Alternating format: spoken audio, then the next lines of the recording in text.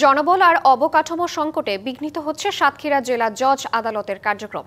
নিষ্পত্তি হয়নি প্রায় 60,000 মামলা, বেঁধেছে জট।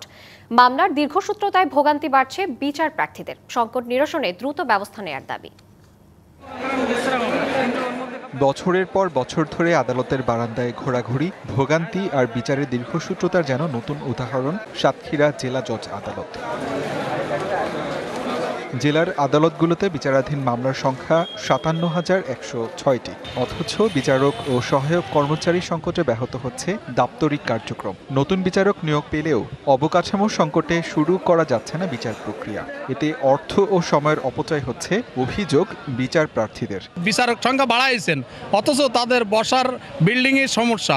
এই বিল্ডিং এর ব্যবস্থা করলে হয়তো আমাদের মামলাগুলো খুব দ্রুত শেষ হতো। 15 বছর 10 বছর এবং অনেক দীর্ঘায়িত মামলা, এই মামলাগুলো নিষ্পত্তি হচ্ছে না। এই কোর্টে হাঁটতে হাঁটতে আমি অনেক কষ্ট পাচ্ছি, আমি কোনো ন্যায় বিচার পাচ্ছি না। শিয়া বাটার ও ভিটামিনে সমৃদ্ধ লিলি বিউটি সোপ, তারুণ্যময় উজ্জ্বল ত্বকের জন্য।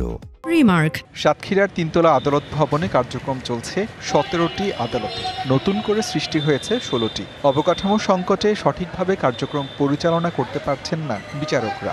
বিল্ডিংটা আছে তিনতলা বিল্ডিং, এটা সম্প্রসারণের সুযোগ না থাকায় আরও 16টি কোর্ট সৃষ্টি হয়েছে।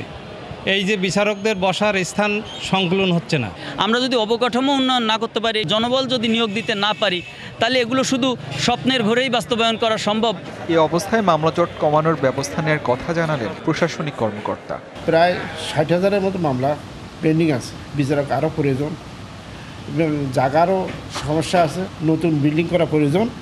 বিল্ডিং হলে জায়গা দিতে পারবে, মানুষকে আরও উপকার দিতে পারবে। অবকাঠামো উন্নয়ন সহ জনবল বাড়ানোর আহ্বান সরকারি কৌশলীর।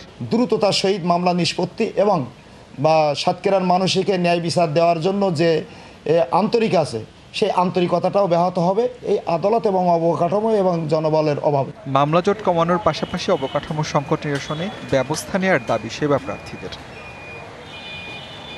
DVC news desk.